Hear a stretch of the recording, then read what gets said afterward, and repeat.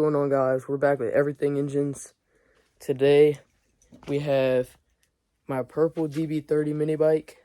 It's currently being built, and today we're going to be teaching y'all how to build a mini bike step by step. We're going to be going through what we're doing tonight, showing you the process, giving you a lot of little tips and tricks. Stay tuned. So this is my project that we're building right now. It is currently being built. It is painted purple, painted it with automotive paint.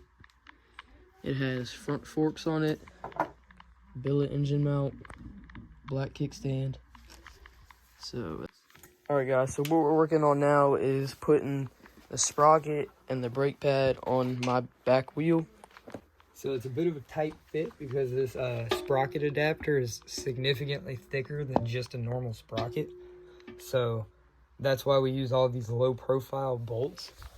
They came with, show them the ones that they came with. Those ones? They came with these thick Allen key bolts, and the head of them were way too big, so it would rub against the frame every time. Yeah. So yeah, you get the thin, low profile bolts for clearance purposes. That's why we do that. So I'm gonna set the phone up, and I'm gonna show y'all us putting this wheel on.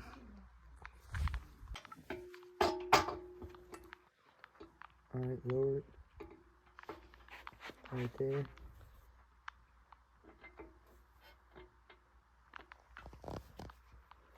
So I'm holding the spacer in between the frame and the wheel, and I am fondling this axle's way into the spacer, then lining the wheel up. And we're already having much better time than we did last time. We couldn't even get it to start going.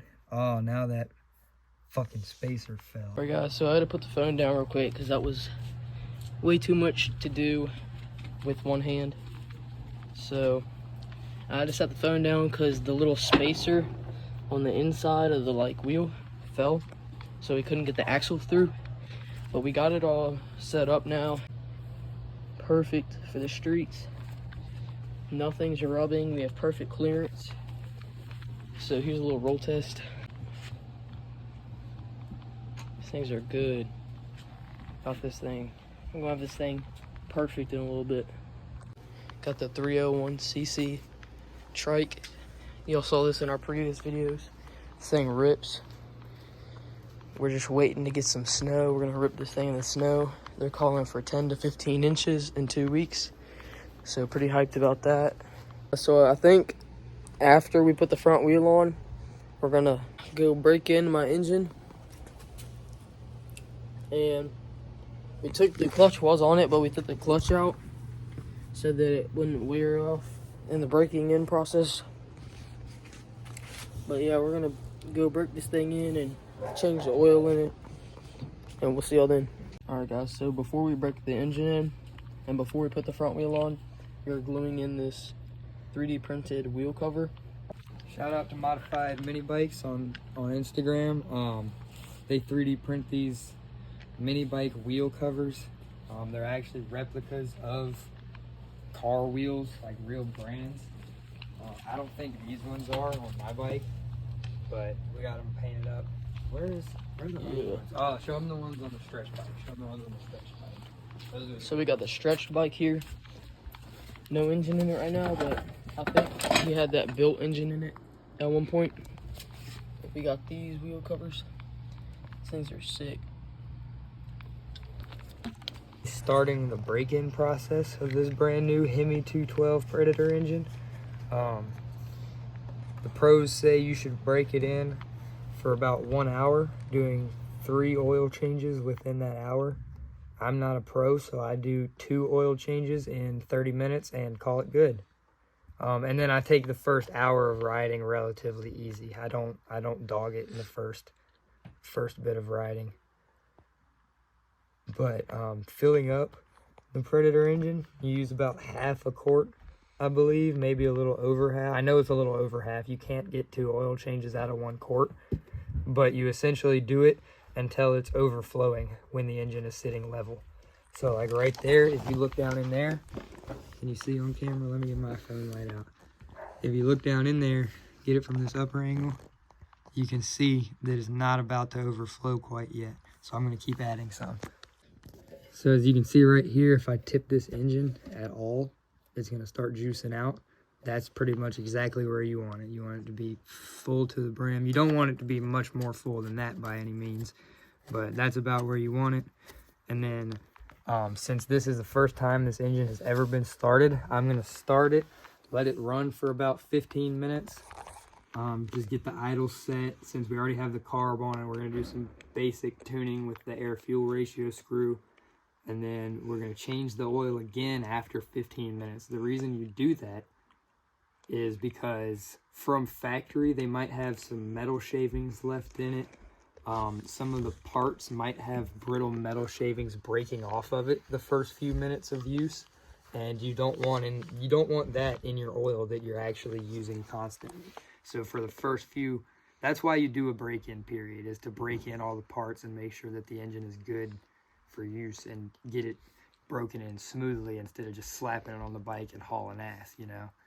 So that's what we're doing. That's what you should do if you have a Predator engine that you are building, or if you're using it stock. No matter what you do, you have to break the engine in if it's brand new. So we will go outside and get this baby started. Also, guys, right before I came over here, I switched my gas lines. My fresh purple gas line just came in today. Yeah, this shit was good. All right, so we realized before we start this engine, we want to have a way to crack the throttle and rev it up a teeny bit. So I have the slide from inside the carburetor, and I am disassembling it. You want to get some pliers, because I can't get it with my fingers.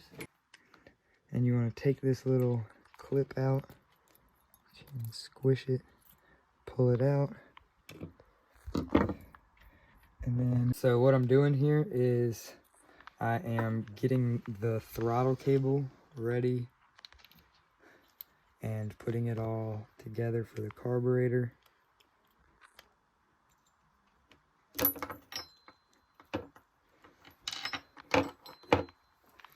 So you slide that through. You want to get your spring on there and compress it. You want to get this white piece on there. Damn, I just realized I didn't even have to take that piece off. I did that for no reason, because I thought I was messing with the tune. And that piece you can just slip back in there, make sure it's all sitting good.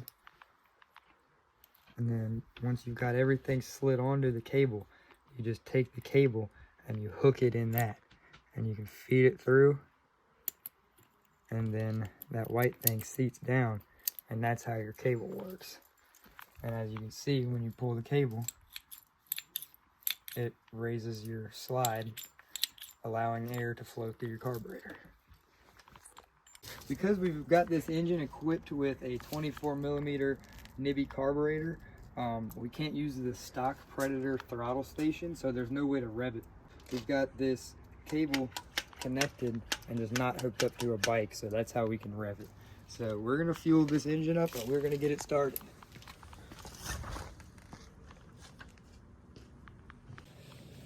So I'm gonna pull this choke plunger up right there, choking the engine. I'm gonna turn the idler up a couple cranks just so I know she's gonna start. And I'm gonna run inside and grab a screwdriver so I can tune this air fuel screw once it gets started. Activate the kill switch, pump it a few times, let that oil get flowing, fuel flow to the carb. One pull.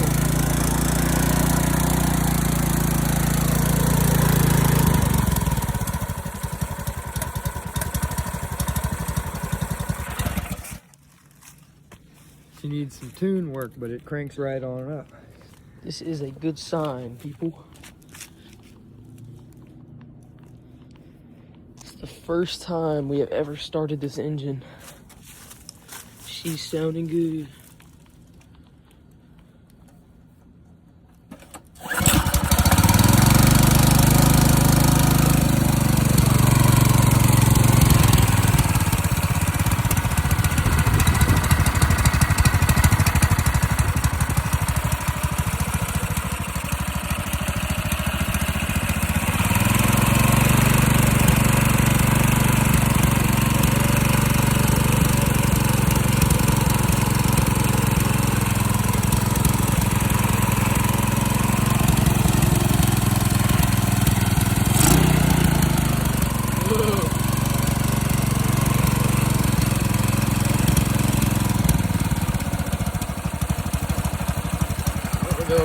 build this thing.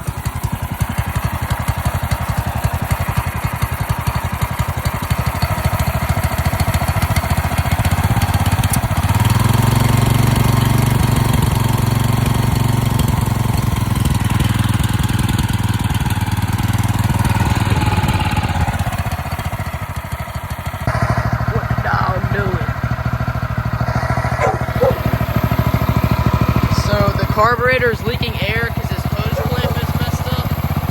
So we just have to position it a little bit better to where it stops leaking air.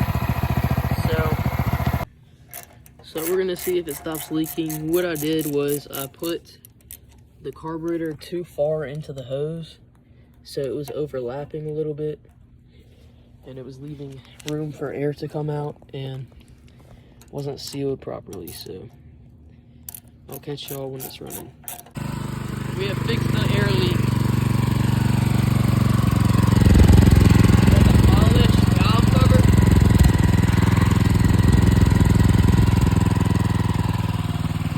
We're gonna set that idle just right for the break-in. We don't want it running too high of a RPM. We want it at a good idle. That's probably about 14 to 1500 RPM right there.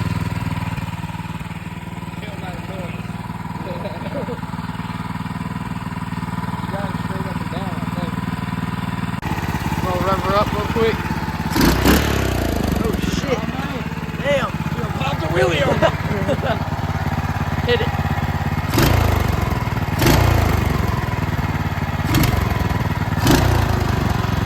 She's torquey.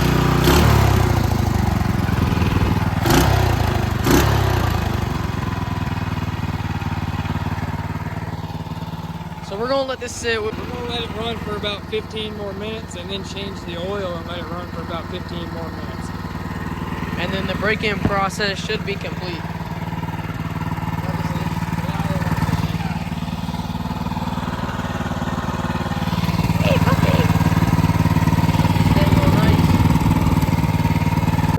So we're gonna put these bars on right now. It's pretty simple. It's just a clamp, put a nut underneath it, and I'll show y'all when they're mounted. All right, guys, we just mounted the foot pegs. Got wheel covers all glued in. Foot pegs, we're gonna have to get a couple washers for that. All we did was slide that through there, into that, and out there. Yeah. All I gotta say about this, there's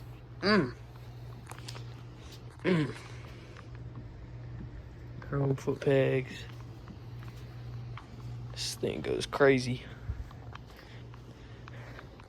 So somebody is bringing the spacers to me to put on the handlebars, because right now this little center bolt is too thick. So I'll catch y'all when we got the handlebars on. All right, guys. Why is that so good? All right, so we ran into complications because I drilled in an angling accident when I made these spacers, so it was all messed up. But we're boring out the hole on the spacers, and we should be good. So I'll show y'all when we got the handlebars mounted. All right, guys, so it's been a minute. That was kind of a struggle because we couldn't get the bolts lined up properly because they were being annoying. But we have the handlebars all nice and mounted right now. And this thing is really coming together. It looks really nice. The colors are a perfect blend of every color, and it's just looking nice. We are taking the engine back inside. All right, so I'm the dumper and you're the aimer. Ah, shit. You didn't aim good.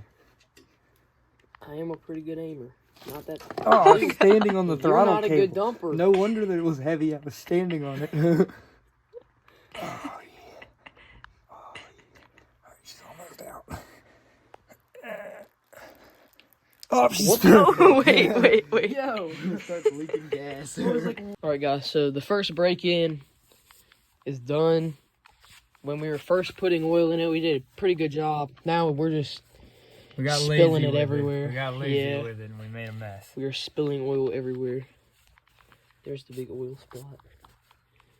But we just put oil in it. We're about to do the second break-in, and then the engine will be fully broken in, and we can slap this thing on here.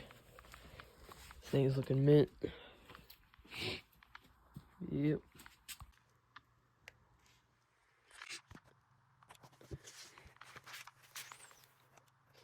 Another drop. And all good. As we said, you want to have it just below overflowing, and that is where you want your oil. So if you tilt it forward just at the slightest bit, it should leak out just a little bit. Alright guys, so we're starting the second break-in phase. She was starting right up, but then it started bogging down a little bit, but we got her all nice and good. We just got to tune that carb a little bit. I'm thinking the jet that comes in the Nibby carburetor is a little bit too small for a 212cc. I think it's more intended for like a 125 shifter engine, so we'll probably take that apart and slap like a 108 to 115 main jet, call it good, see how it does. Yeah guys, so just keep in mind, I don't know if Nibby like gives different size jets for every single package they deliver or something, but we haven't done any tuning to this carb. These are all stock jets that have came in it when they shipped it, and it's starting, but it does need to be tuned for optimal performance. It seems like it's doing all right. Film it.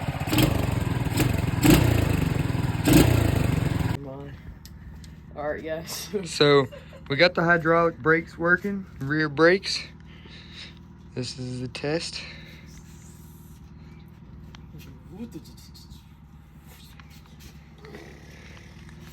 One more machine that I forgot to mention. It's my Kawasaki Ninja 1000. I don't know if we've talked about that on YouTube yet. And then we got Emma.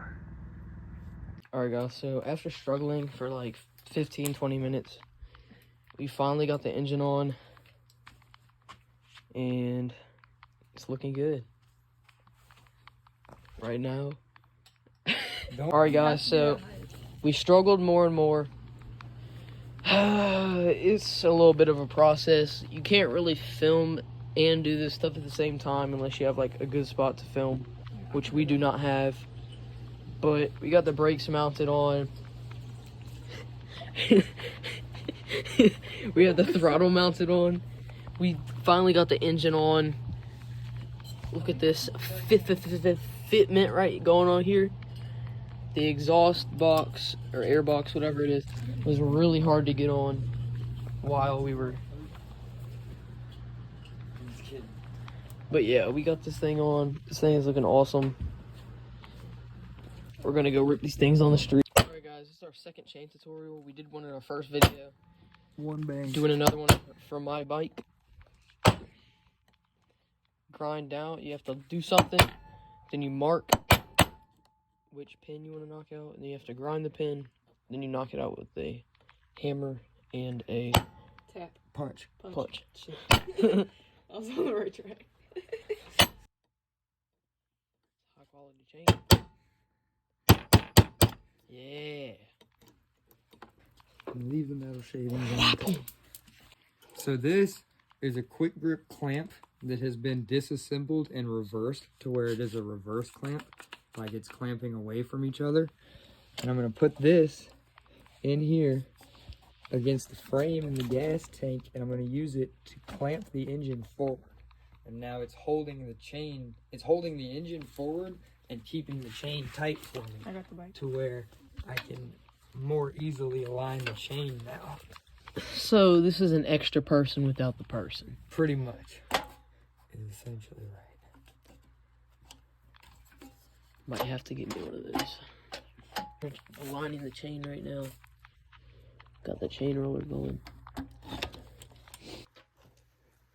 So I'm pretty much just trying to figure out where I need everything. I am looking down the chain and That looks better, right? That looks significantly better. Looking down the chain, trying to like eyeball. Chain alignments are pretty annoying.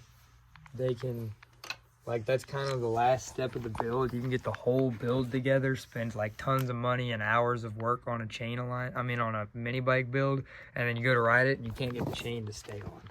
So chain alignment's a pretty big part of it. You definitely want to try to keep your chain tensioner You definitely want to make sure your rear sprocket's not bent.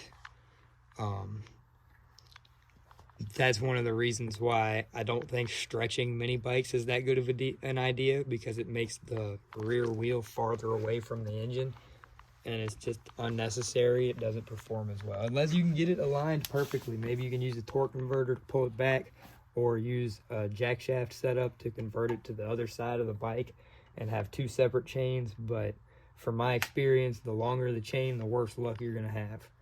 All right, guys, this thing is fully done. No seat.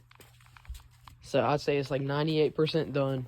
We have just, all I have to do is tune the carburetor and slap the seat on and finish grinding these down, but that's optional.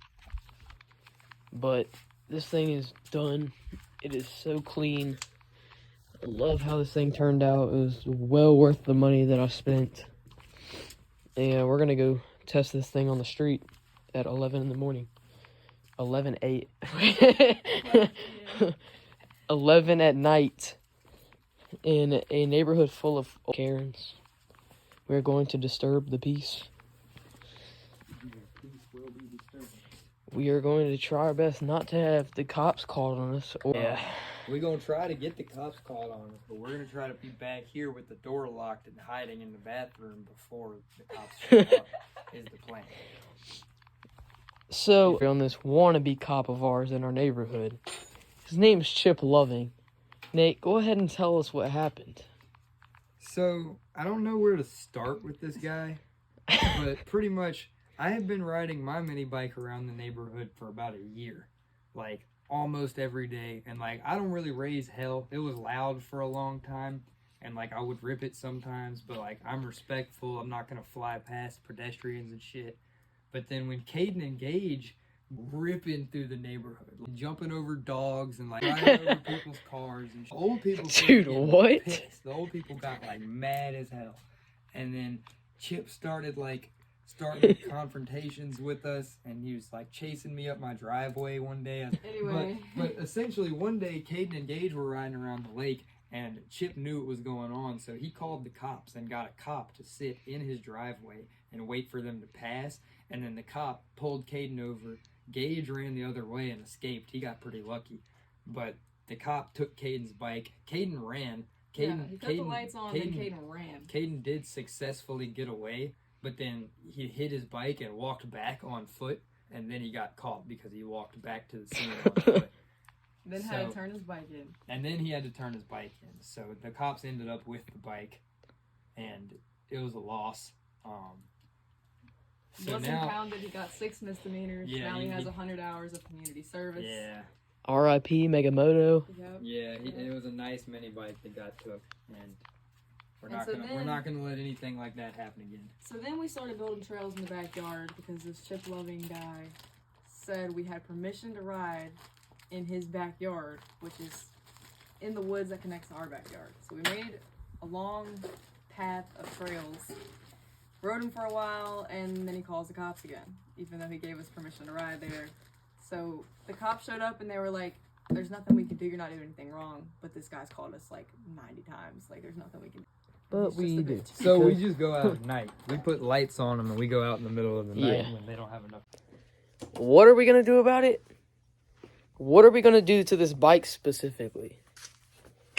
We're going to slap on the back of this bike right here, I Heart Kathy Loving sticker. That's his wife. That is Chip Loving's wife. And I think this really just overpowers every single move he has done to us.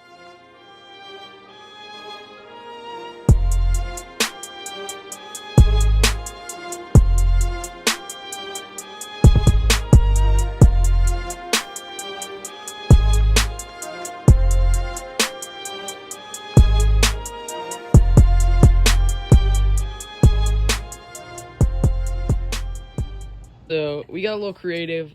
I'm gonna call this the purple rocket. Shit's mad weight reduction. We're ready to hit the track. Got that arrow. Yeah. Got our seat ribs, our seat cover going on. You know, got our fucking spoiler for extra horsepower. Shit's going crazy. Y'all ain't ready to see this thing rip.